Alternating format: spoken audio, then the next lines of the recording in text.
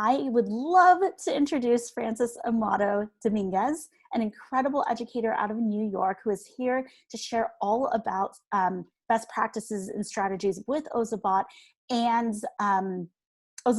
special ed students. So welcome, Francis.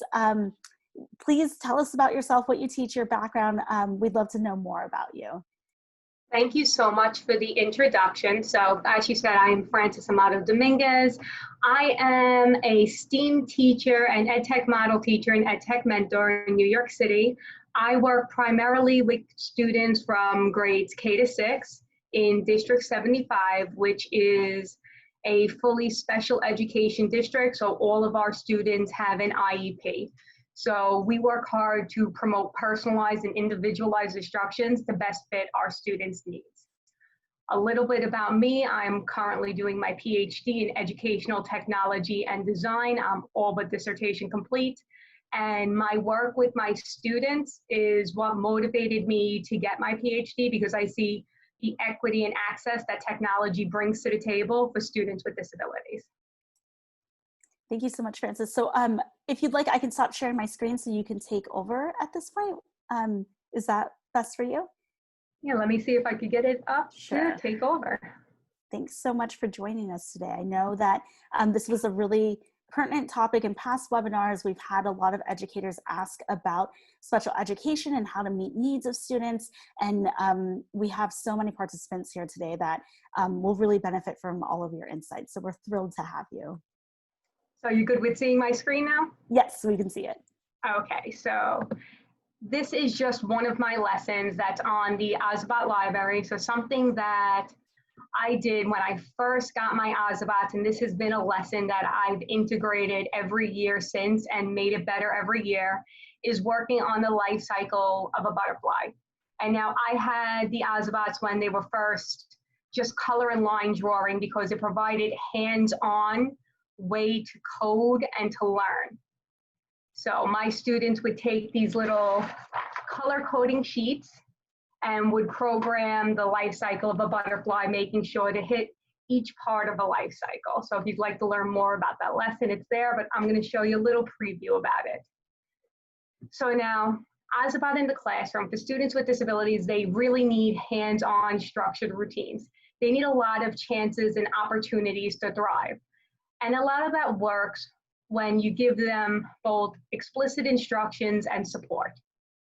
So I like to use Ozobot a lot in a center-based instruction where my students have a task, they have a goal, and it meets not only their IEP goals, the lesson goals, but it meets the content area goals. So you're hitting each of your targets within that lesson.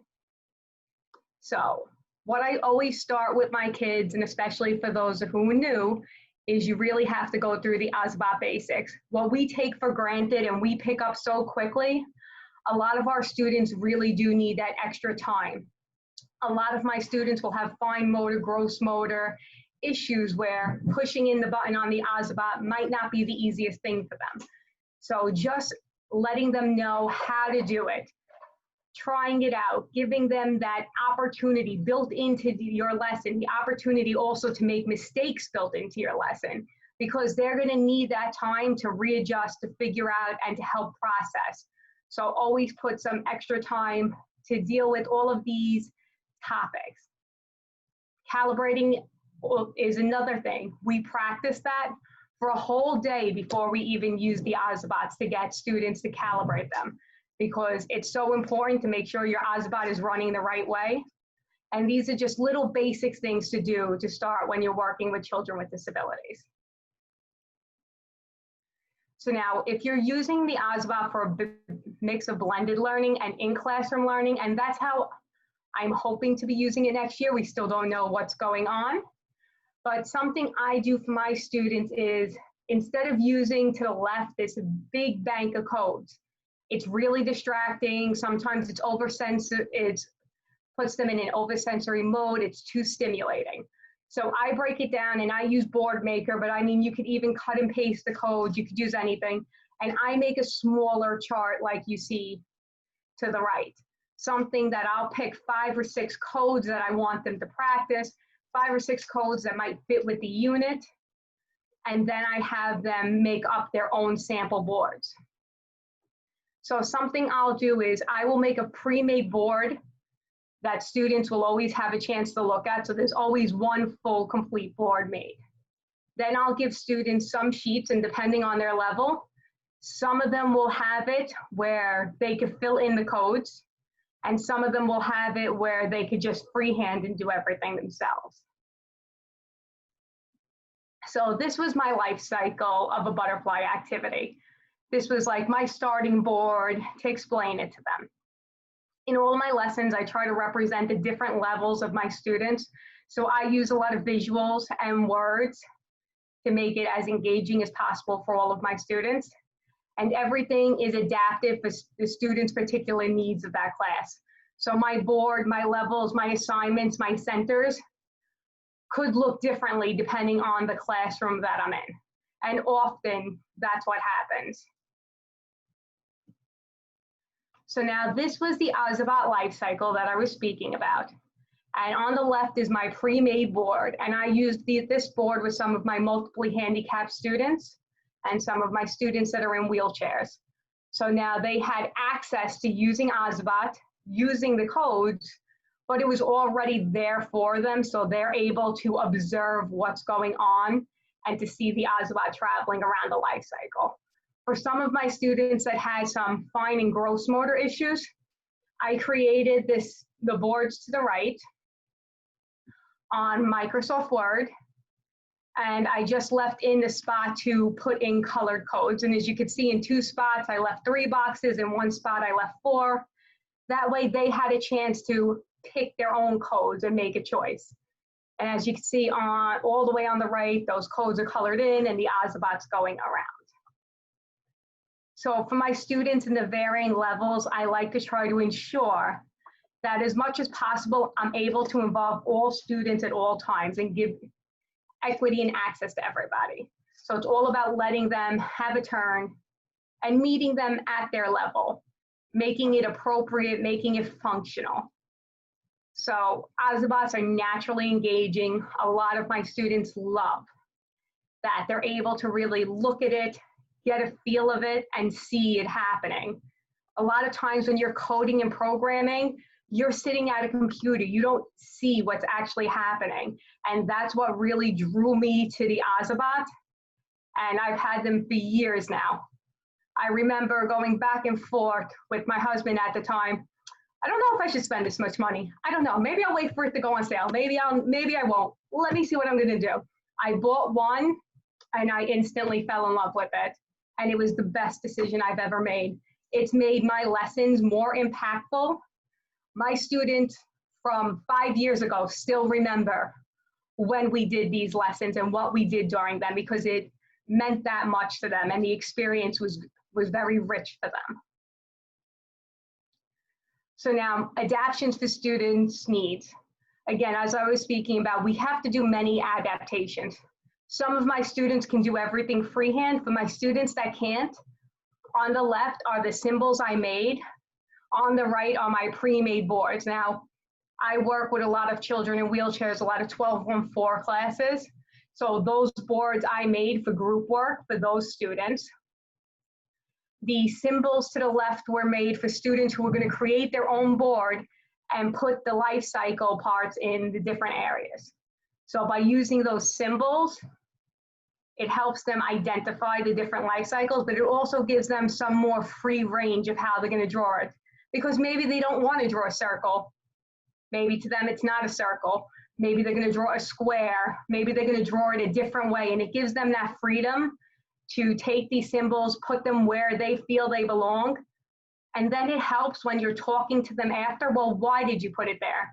Well, is this in the right order? Where do you start? Where does the life cycle start? And it leans into some of those higher order thinking questions and understanding like why the students made the choices that they did. So meeting student needs, again, each student is very unique and different. And some of mine have the ability to draw and write, and some of them don't. But this student particularly, at first he would not write. He was capable of it, but he wouldn't write.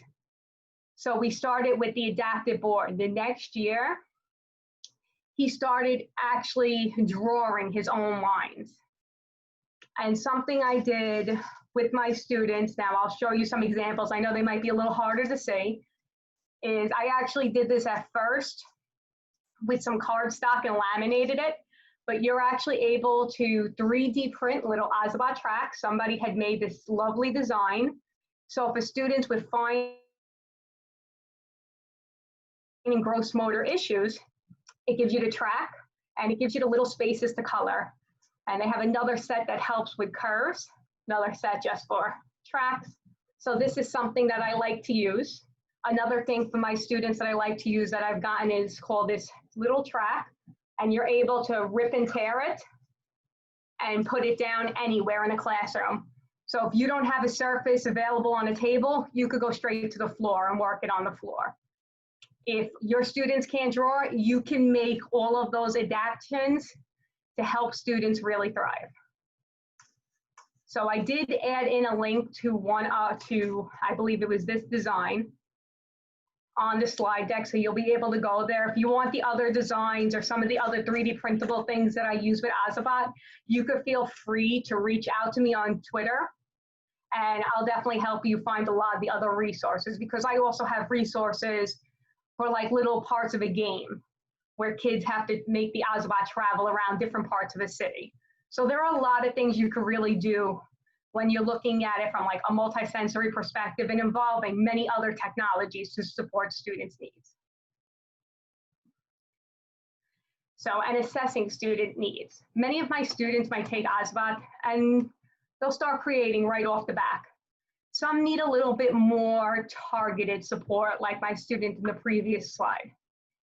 But Ozobot not only works for a choice time activity, but it allows you to assess strengths and weaknesses.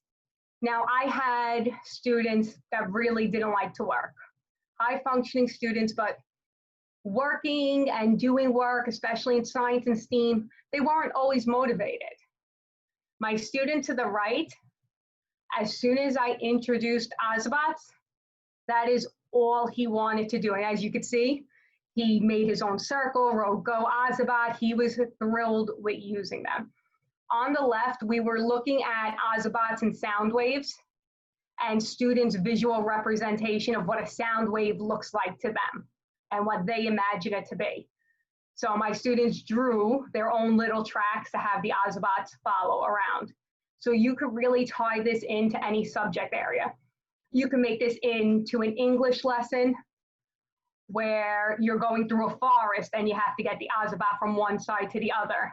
There's so many different areas and so many different content areas you can really dive into.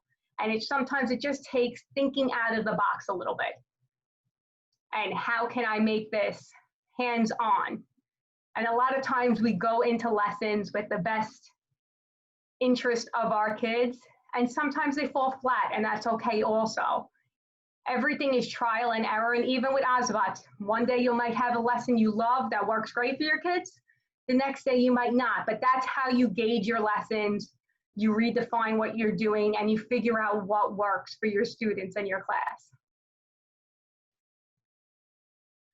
So now, Ozoblockly Reimagine. This is something that I've been working on for the last few months and something that I've been really thinking about. How am I going to take this and turn this into a remote learning, a virtual learning setting? Now, I don't know if I'm going to be back in person next year. Many of us still don't. Most likely for me, I will be remote. So how am I going to keep using the Ozobots that I love with my students that are so engaging and engrossing to them in a virtual format? So something I started doing is using the website Loom. Loom allows you to make full videos with your computer. The nice thing that I like about it, and I mean, you can use Screencastify and others, but Loom is free. It offers an Educator's account, and it's pretty easy to use. So now, I know not all of my students even understand Ozoblockly very efficiently. And so when I was thinking about ways, how can I make visual models to show them? this is what came out of it. So I'm going to show you this little video.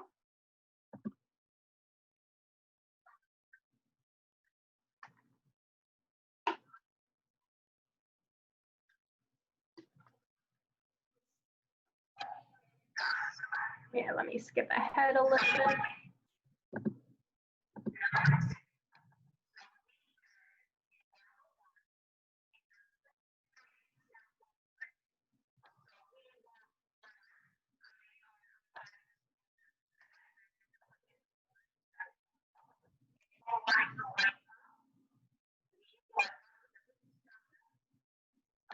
So now for my students, this would be a visual representation of what I would want them to do.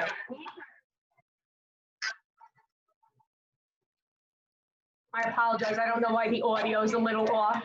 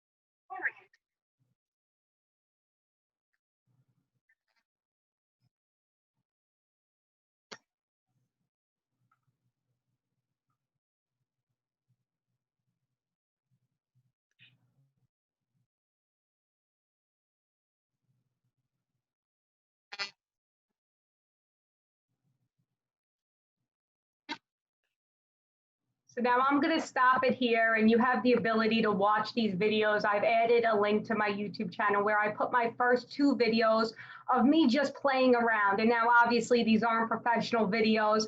This is just me playing around and trying to think, how am I going to still do this in a remote environment? How am I going to make it equitable? How am I going to reach out to my students? Now, what I thought this would be great with, and I'm not sure if a lot of you know, Ozobot has an amazing one-to-one program that's about to start. And how are you going to make lessons for a program where all of your students have the Ozobots, but they're not always able to follow you, to see you, to know what's going on if you're in a virtual setting? Well, this is a nice way by recording these little tutorials of you doing the work first, or even if you just give an introduction where you're not showing them every step, it could still work very well in a classroom. And it all depends, of course, on the levels of your students, whether they're in special ed, where they need the most amount of support, whether you can give them the first 2 steps and explain what you'd like to see at the end of the coding, or they could be in regular education and you can let them go free and give them a topic and see what they make and see what their Ozobot could do.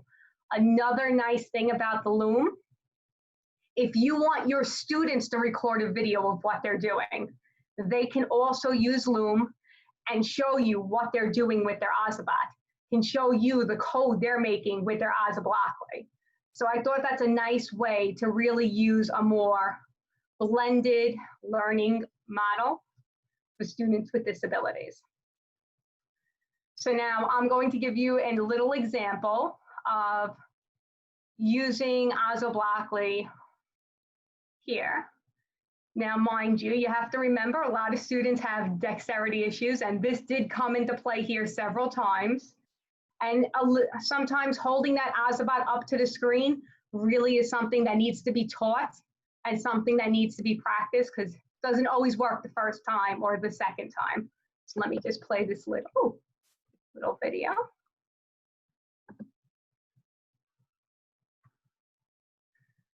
So now here he's making his code and putting everything together. So I asked him just to make a simple few-step code for the Ozobot to follow.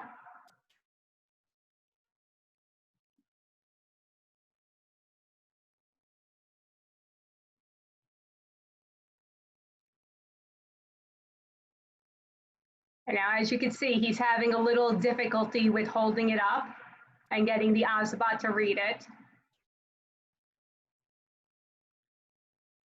But eventually he gets through and the Ozobot is able to actually perform the code.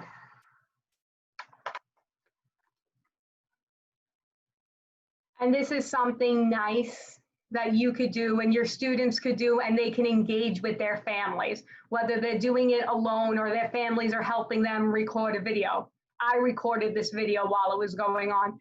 So it's a nice part of data. So you have the actual skills there that you can see what they're doing, how they're doing it. And it's also nice to see your students working, especially when you cannot be with them. Going to that and thinking more about a flipped classroom, I started thinking of using Flipgrid and Ozobots together. Now, for those of you who don't know, Flipgrid is really a way to get authentic student voice. For students with disabilities, sometimes you need a little more prompts and work with this, but I've had excellent, absolutely excellent.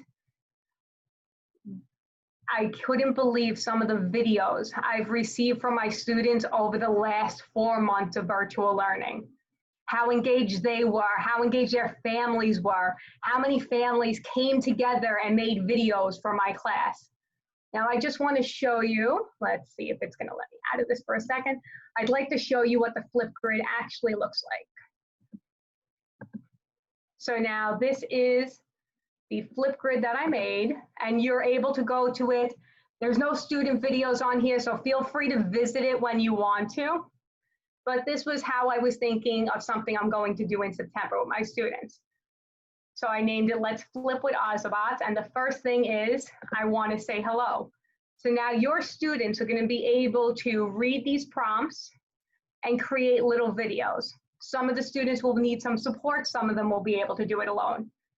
The nice thing about Flipgrid is you get this little video and you're able to share, and they could share it with you. My name is Francis, and this is my favorite Ozobot trick. I love making the Ozobot spin.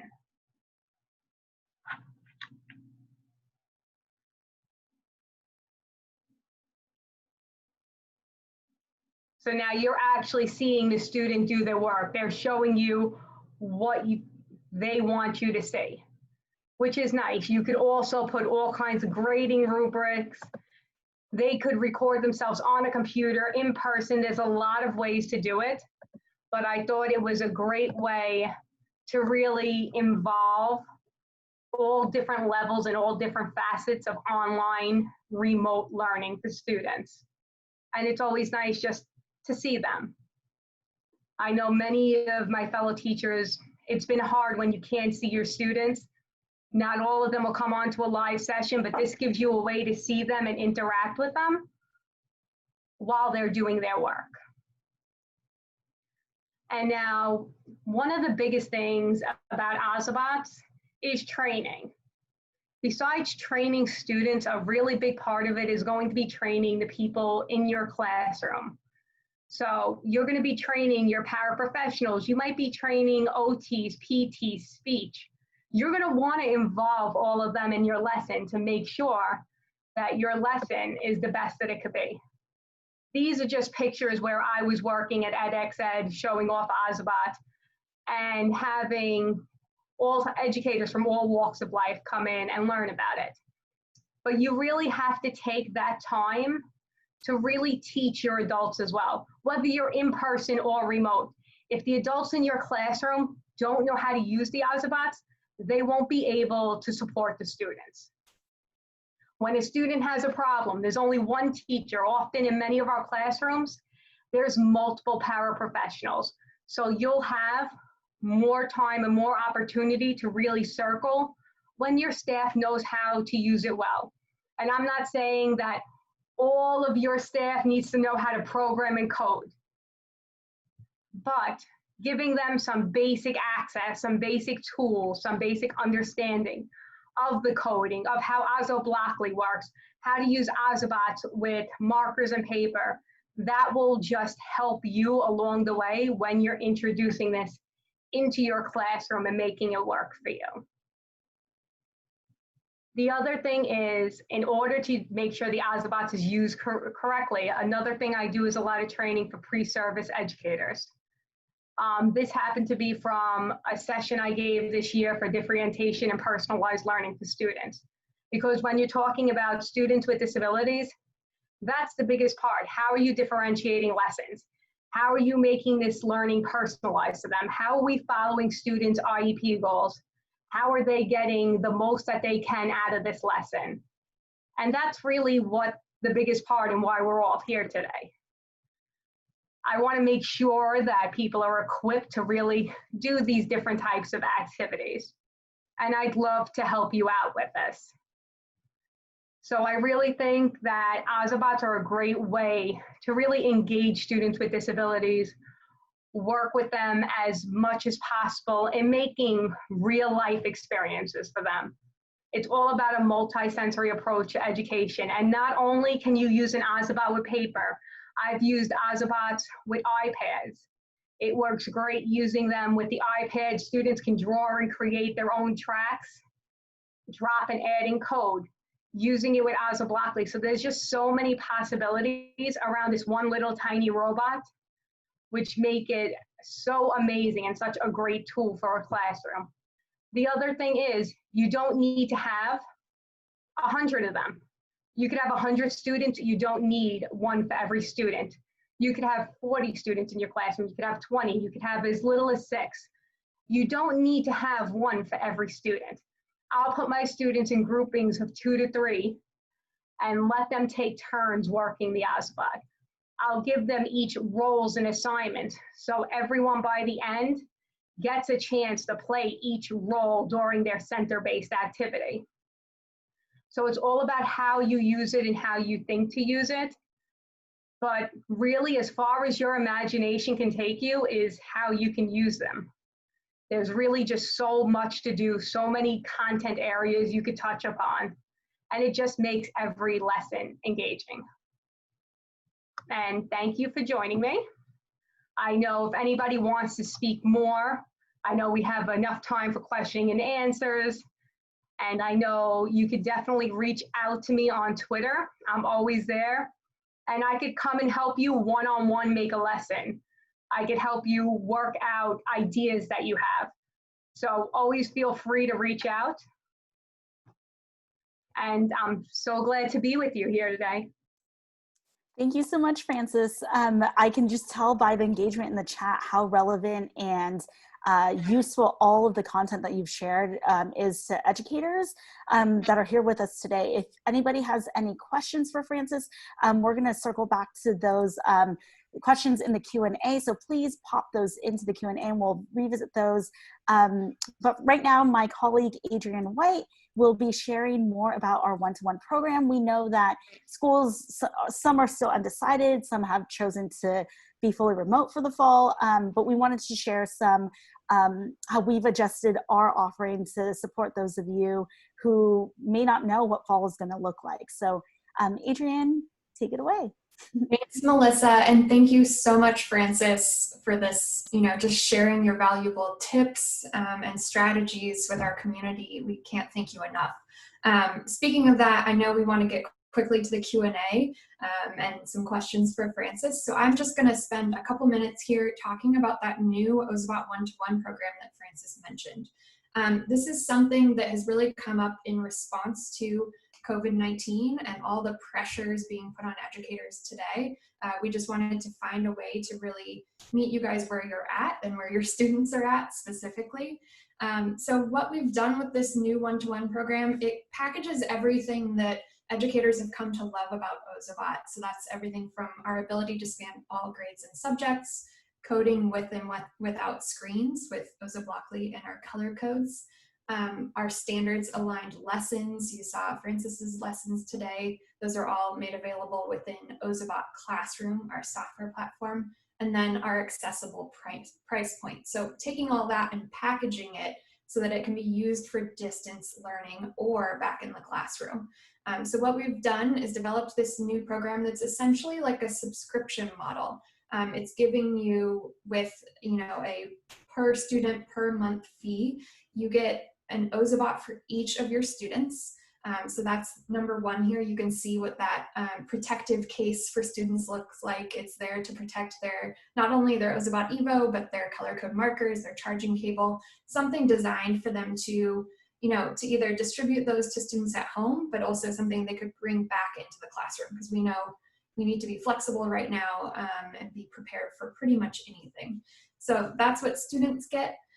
Teachers get access through Ozobot Classroom to ready to run remote friendly lessons. It's great that we've got Melissa here because she's kind of spearheaded that project, those remote friendly lessons, and led a team in developing those. We're releasing the first ones now, and then they're going to be released on a weekly basis.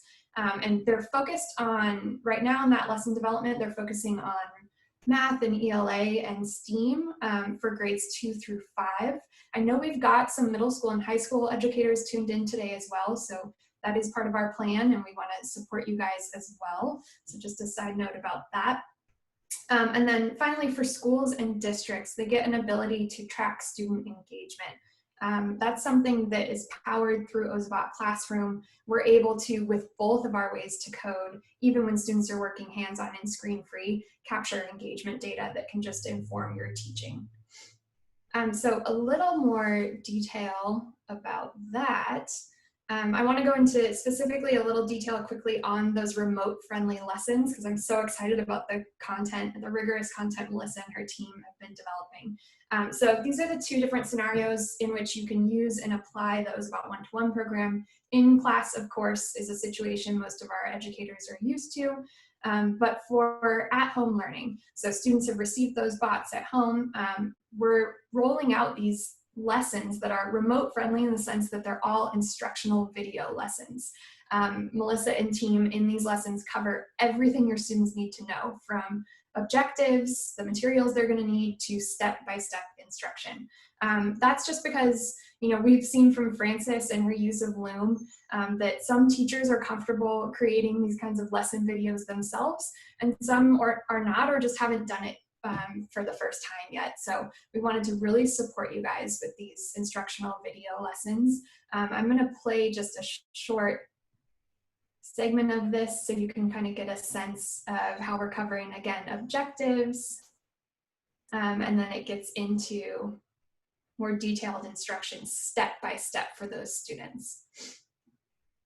We're also incorporating in this kind of remote scenario, this student view that's for remote, a really simple method of getting student feedback. So at the end of a lesson, students can quickly give kind of a happy face, sad face, neutral, kind of let you know how they're feeling and thinking about the lesson. We know that kind of checking in with your students' social emotional state is so important right now. So that's a little bit about the lesson content that's part of that one-to-one program. And I know I'm going pretty quickly, so we will again get to Q&A, not only for Frances for questions about the one-to-one program as well, but something I wanted to highlight. I know we've got some Google certified educators here today.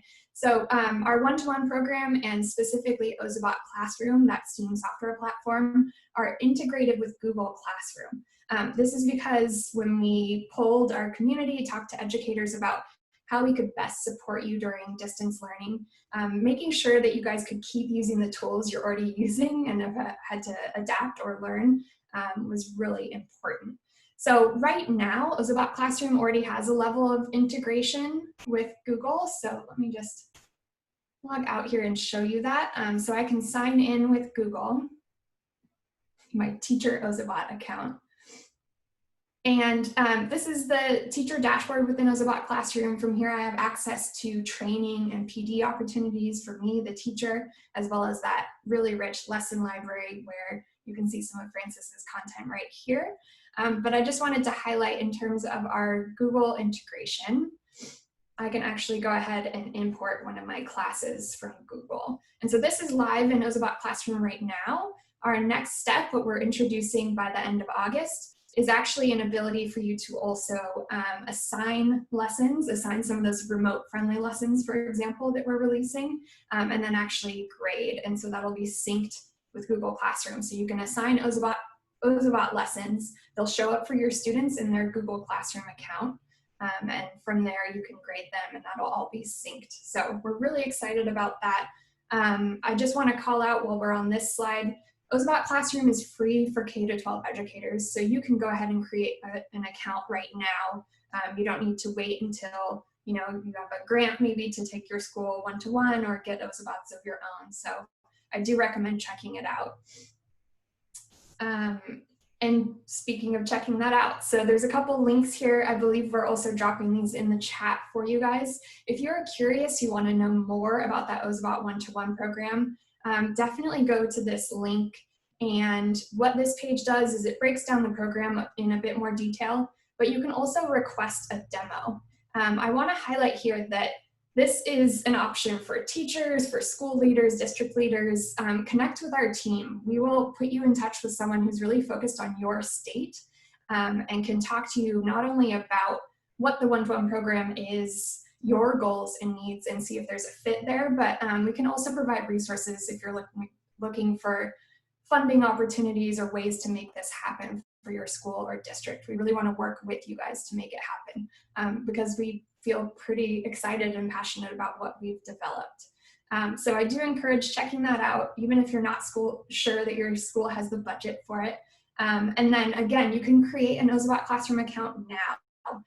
You can find Frances's lessons there, as well as hundreds more standards aligned lessons, things that have been developed by Melissa and her team. So do go check that out, give us feedback, let us know what you think about what we've developed and what more we can do to support you guys. And that's it about the one-to-one program. Great. All right, I think we can jump straight into Q&A. We have a lot of really, really great questions from the audience. I believe Anka asked, what recommendations do you have for kindergarten students? Do you have any guidance, Frances, around? Something I like to do with kindergarten students, especially a lot of my students are still on the alphabets, letters, and numbers. So you can really easily work a lesson all around that, any topic, any book you're doing. So if you want your students to practice handwriting, to practice creating letters, to do math, you could simply take a pen and paper. You don't need much, which is, let me see, I know I have a marker here. So I could take any marker. Now you don't need the Ozobot ones, you could use any marker. You could have the student write the number 1, and the Ozobot can follow along that track. You could have them write letters, numbers. That's a nice way to introduce it to them and to really just get them started with them. When you're working with kindergarten though, you do have to have like more rules set up, and you have to have a lot of eyes because a lot of our students will try to mouth them. Unfortunately, this is something that does happen, but it's knowing the Ozobot stays only on the table. When the Ozobot's drawing, our hands are on the table. We wait till the Ozobot's done. We take turns with the Ozobots, just little things like that, and building it into your lessons, especially with that younger age level, is really important. But I mean, you could really, it all depends on what content you're doing with the kindergartners, what you're working on. There's so many different ways. And as they mentioned, the Ozobot library for lessons they have an extremely wide lesson library, and I'm sure you could also get even more ideas there for your specific age range.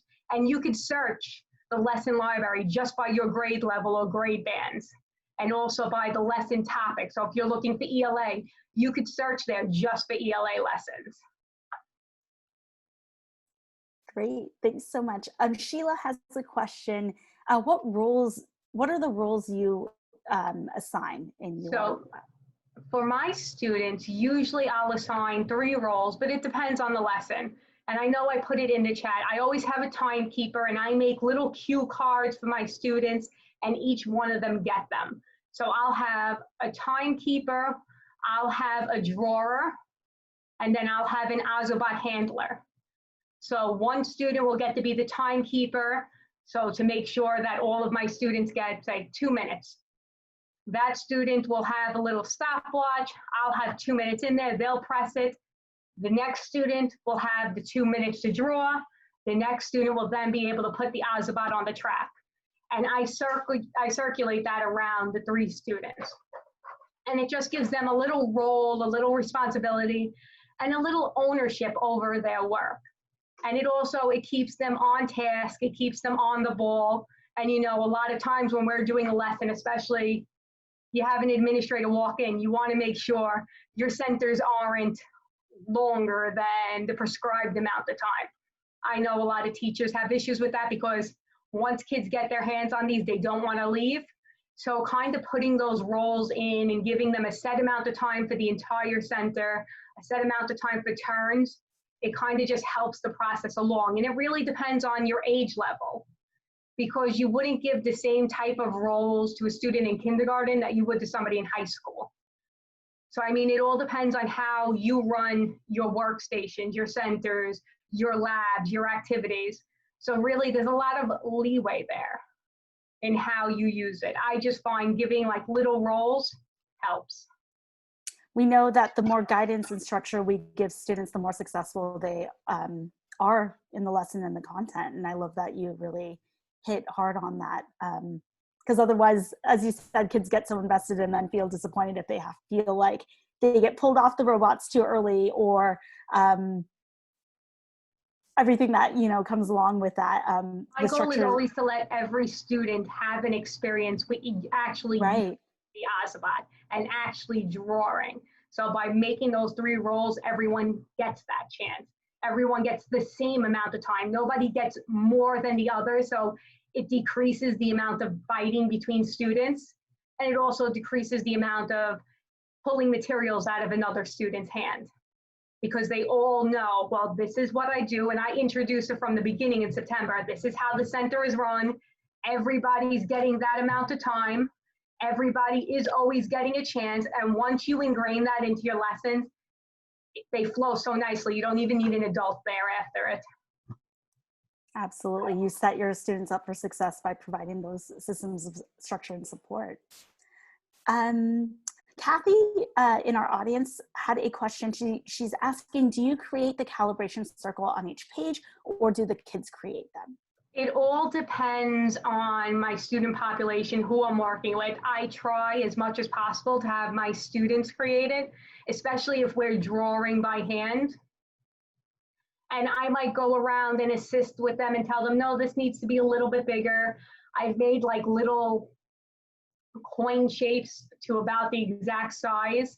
And so sometimes my students who might need a visual, I drop that shape and I tell them to make it this size and to color until it's about that size, giving them little intrinsic supports. But I try not to be overbearing and doing it for them, because if you're doing it for them, they're not really doing it themselves. And now there are some students who can't, and when they can't, that's okay. You want to support them, but if they can, you want to let them fail as many times until they get it, because it's a learning process. Even if they only make a pencil dot the first time, motivating them to keep going, giving them that positive feedback, you're doing a great job, it just needs to be a little bigger. That's a really nice way to do it. And it really helps students, and it makes them feel proud of their work afterwards. Absolutely. Alicia and Molly both have similar questions. One is asking, during remote learning, did you send bots home with your students? And Molly asked, do all of your students have access to Ozobots at home? No, my students don't. And this is something, the problem is, when we left New York City, we found out on Friday afternoon, after school ended, that we weren't coming back. I do not have one-to-one Ozobots for my students. I wish I did, or I would send them home with them. But I don't have that, and I'm still trying to figure out how to do that next year. So I am going to be doing a lot of grant writing the rest of this summer, hoping to build up my repertoire so I can send them home with students. But if you are looking to do that, the one-to-one program is amazing, especially if you could get buy-in from your administrator. It's a wonderful program to definitely look at. If I could do it, that's my goal for next year. And I'm working on it, so I'm hoping by next year I can have students one-to-one with Ozobots, or I could at least have enough that I could rotate my classes who have the Ozobots. But you know, unfortunately, there's a lot of uncertainty, and this year, I didn't even have a chance to go and get all of my Ozobots from my classroom. So they've been kind of locked up in a closet. And these are kind of some of the things that we're dealing with, but being able to prepare for it now, which is why I started thinking about these things and trying to think outside of the box on how I'm going to do lessons, how I'm going to show my students what I want from the lessons. And that's really where this is coming from. I haven't implemented yet. I can't wait to start implementing it. Catherine has a question. Have you used Ozobots with English language learners? Yes, most of my students are English language learners. So a lot of my instructions I will translate into other languages. And that's also the nice thing. We use Google Classroom. So all of my instructions, I put in a Google Doc for everything. And I translate it into everybody's home language as well. So that, and this is with all of my lessons, not just with the Ozobots. That way they're really able to understand it. We have a lot of English language learners and they don't all have paraprofessionals that help them. Some of our students have alternate placement paraprofessionals that will read to them and translate into their own language, but a lot of ours don't. So I try to mix a lot of rich language into all of the lessons, and everything that I make, I try to make it translate into every other language. But you could definitely use it with students of any language. With ENL students, you could definitely use it. My students, no matter what language they speak, you know, coding isn't like English. It happens to be a language of their own, and every way that a student does it, they engage with it. So even if you don't know every piece of it, you can still engage with it. Wonderful. Margaret is asking if you could share the 3D print files. Is that something that's maybe on your Twitter account, or how I could definitely share all those files on my Twitter account, but also if you go on thingiverse.com and you type in Ozobot, there's a ton of different things. And now I'm not taking credit for these. I didn't make these. I happen to have found them. I started making something similar to this with cardstock and slicing a piece of in the middle and laminating it and cutting it out. And when I had found these, I'm like, this is awesome. My students can definitely use for something. You know, it has a little flexibility to it, but it's pretty hard. You just run the marker right in the middle and it traces the line for them. That way their line is straight and you have the best chance at the Ozobot actually following the path on the paper. And I believe Jennifer has a clarification question. Those 3D tracks are like a stencil. Yes, these happen to be a stencil. You could actually get 3D printed tracks. If you do have a 3D printer, there is a ton of resources out there, and you can make it yourself. It's actually pretty simple to make your own stuff. You could really make your own tracks. I know there is one thing in the Thingiverse where they actually made like puzzle pieces of a track that goes together. So now I didn't make this, as I said, I didn't make a lot of these myself. I do look to find anything that I can find that could help me and I can use with my students while they're learning. But there's a lot of possibilities out there.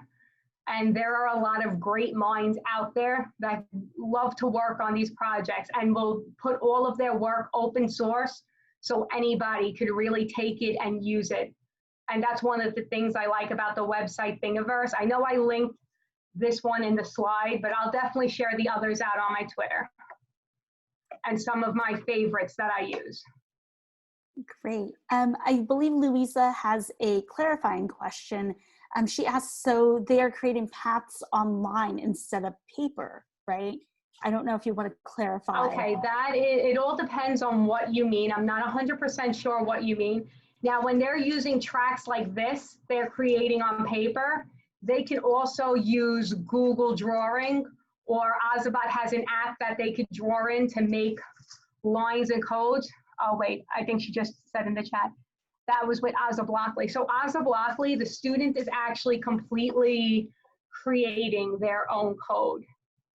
So they're really, it's depending on what they make.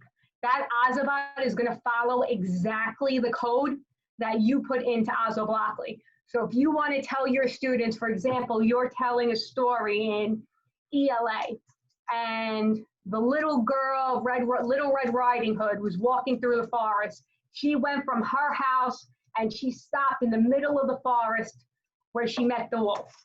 And you have them put that on a piece of paper and draw out the scenery. The students could code the path that the Ozobot would follow, which would represent Little Red Riding Hood's path through the forest. What's nice about Ozobots too is you could even have them decorate them after their favorite characters. Nellie I hope that clarified it enough with the Ozoblockly, but Ozoblockly is really a beast of its own. You're able to really do anything with it, from the most basic programming to some of the most advanced programming. Absolutely, yep. Nellie has a question. Do you have any reading and phonics lessons? So I don't particularly have any lessons with reading and phonics. I do a lot of STEM and STEAM. So while I mix a lot of ELA and other things in, that's really primarily my area. But there are hundreds of ELA lessons for reading and phonics, definitely on the Ozobot lesson library. And if you need ideas for how to use it in reading and phonics, you could always reach out to me and I could help you work out those ideas on how you'd want to use it. But if you go, I know they're going to show you now, if you could pick your grade level, you pick your content, and there's so many different lessons that come up for ELA. Absolutely. And you can go into any of these lessons, retelling a story with an Ozobot. So like that's a very nice one. And you could see students made a little drawing for the Ozobot to follow. They decorated their Ozobot and it followed the story. The nice thing about the lessons is, guess what? You don't have to write a lesson plan. You print this out, it has your standards, it has your target, it has your direct instruction, it has your implicit instruction, it has student practice. These lesson plans have everything in it. So you can print this out, leave it on your desk and not have to worry. And make just, if you're gonna write in, like something I do is I do differentiation, I do my student groupings in my lesson plans. You could just add those in and make a little one-pager and you're done. All of these lessons are really made for you. And that's why a lot of us Ozobot certified educators do this. We love being able to share this with other people and it takes some of that work out. So more people are likely to try it. You know, everything's intimidating when it's brand new and you don't know it. Here, you have everything set up for you. All you need is an Ozobot to go.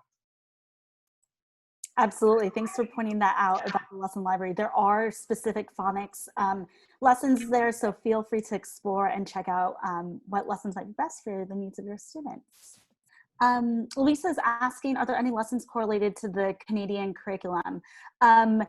We currently in the lesson library, when users are submitting, they are aligned to Common Core standards, ISTE and CSTA standards. So I know ISTE is international, so that's a way that you could access lessons there. Louisa, I would encourage you to check out another one of our certified educators, Jen Perry, is a certified educator from Canada and has a lot of content in the lesson library. We just added her sustainable development goals lessons into the library. There's 17, one per sustainable development goal, and she is a Canadian educator. And I'm sure if you reach out to her, she would be happy to share more resources for you as well. So with that, it looks like those are, oh, we have one more question. How long is the training for teachers? Francis, how much time do you spend training teachers? It all depends on how long I have. It depends. A lot of times I'll do like a 1-hour training if I'm working, and it depends if I'm doing a large group or if I'm doing like one-on-one training. One-on-one training, you could get more intimate. You could probably do it about a half hour, but it depends on everybody's comfortability with technology. I have a lot of teachers who don't know technology well. So for those teachers, I would dedicate a lot more time to them. But generally, I'll start with like an hour presentation. So similar to how we are here. and go through the nuts and bolts, the basics, what you need to know. I'll introduce the color codes. I'll introduce a little bit about Ozoblockly, but you scaffold that instruction. Now, not all of your teachers need to know everything. Not all of your paras need to know everything, but if you give like a nice introductory, especially I know a lot of schools have PD time built in. If you could get your principal to let you during that PD time really work with your team and say, hey, I have this great initiative. I know my staff that works with me really needs training on it in order to use it the most effective way. That's just a nice way to really work it into what you're doing in your school day already.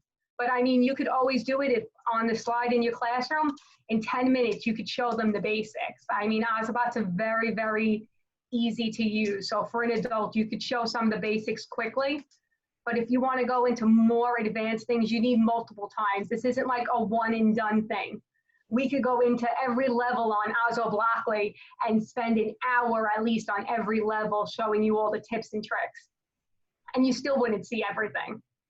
So it really depends on how much time you have to dedicate it, how long you can do it, and what's reasonable within your classroom. Yeah, and one resource for teacher training I just want to mention within Ozobot Classroom, like Francis said, you know, some teachers maybe just need a quick introduction, and then others might want to go deeper with, say, Ozoblockly and those different levels within Ozoblockly. But we do have within Ozobot Classroom Bot Camp, which is teacher training, 1 hour teacher training in the 2 ways to code. So it gives any educator, even someone who's never tried coding before, a quick intro to color codes and Ozoblockly. And from there, actually, Melissa's core coding curriculum can be a great place for teachers to then start digging a little bit deeper in those 2 ways to code. We have 2 more questions and then we'll wrap up and get to our giveaway. I know we have a lot of people excited for the giveaway. Mark was asking, does Ozobot have a way that you can have students create a path in a digital version of an Ozobot rather than the physical robot? And what I would recommend for that is look into our Shape Tracer games and Ozotown. Those are the best ways to access like a similar simulator type of activity for your students that may not have bots at home. You can find that under, if you go to ozobot.com under games, once you click on games, the page will take you, if you scroll down, we have Ozotown, Shape Tracer 1, and Shape Tracer 2. So those are what we recommend for that simulator type of experience. And I led 3 different webinars earlier this summer, all about how to use this instructionally. So if you go to our webinars page and go to past webinars, you can attend those 3 webinars with tips and tricks of how to implement those instructionally. And great. It looks like that was our last question, so we can jump into our giveaway. Oh, before we jump into our giveaway, I do want to just make a couple of announcements. Adrian, if you could just go back to that last slide. If you're looking for a PD certificate, please email support@ozobot.com. If you are interested in this recording, you can check out our past webinars at ozo.bot/YouTube, and this recording will be up as soon as it's ready. You can also get an email recording sent to you of this webinar and any future webinars by opting in for updates at ozobot.com. If you have any questions for Francis, her Twitter account is listed there. We want to thank everyone for joining us today, so we'll actually jump into our giveaway. And Francis, we would love for you to do the honor of, would you mind picking 2 numbers between number 2 and 102? Okay. Between 2 and 102. Okay, so, and I do see one more question though, but I'll get back to that after. So Oh, good. 67. 67. Do we have a name? Sarah McCormick. Congratulations, Sarah. Congratulations, Sarah. And 36. 36 is Michelle Erickson. Congratulations, Michelle.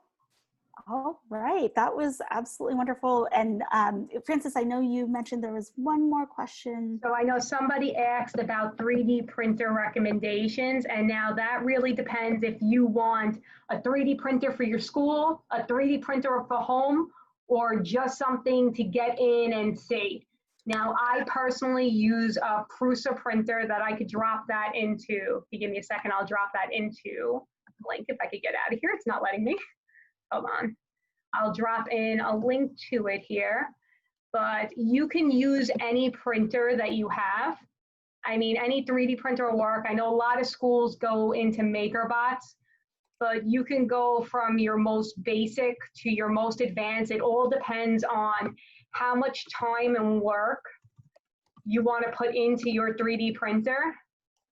And now, one of the biggest things is with 3D printers, if you get some of the cheaper ones, and you can find ones under $400, you are doing a lot of the work for yourself. So for example, you will have to calibrate the 3D printer every time you make a print. You will have to really work with your 3D printer to make sure everything is working properly. That's one of my reasons to really like Prusa, and I'm dropping the link to their website in the chat. This is what I have at home personally that I love.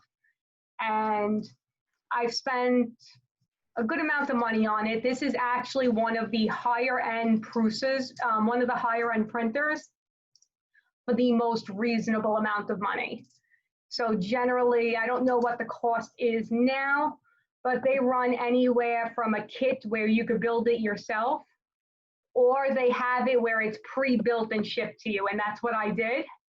I bought a pre-built one for $1,000. I also bought some of their special extension stuff that you don't need, especially if you're starting out, but I wanted to print in multicolors, and I wanted to have my prints to have a bunch of different colors, so I bought their upgrade kit. But you can use anything. There's FlashForge has a lot of printers. There's MakerBots. There's so many different ones that you can use. It all depends on your level of knowledge about them, how much you're really comfortable with doing. Some of them are more plug and play than others. You just put them in and then it works. But I like having more of a creative control, which is why I choose the one I choose. But there's every level. You could find them on Amazon. I started with one from Amazon for $200. And we made our 3D prints, made some awesome stuff for my classroom. And after I really got into it, I invested the money to get a better printer. If you're doing it through your school though, you could always, MakerBot does a lot of different programs with schools. They're very, very commonly in school. I know TEQ has a whole thing where you could purchase different printers with a lot of their other stuff. And I know they have a whole section for 3D printing now. But like I said, it depends on you're doing it personally at home or if you want to do it at work. So it's a little different. But if you reach out to me, I could tell you about the different options there are, what you're looking to do. It all depends on what you want to do with it. Amazing. Thank you so much for that insight. And with that, I think we're able to wrap up now.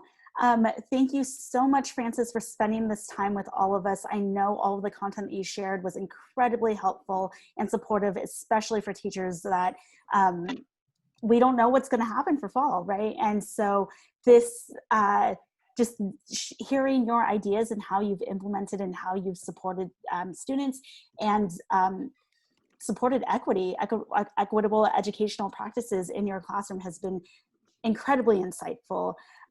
Thank you again for spending that time with us and educating all of us on your best practices. And thank you everyone in the audience for attending. Please reach out to us if you have any questions or if we can be of any support. Stay safe and healthy out there, everyone. Have a great day.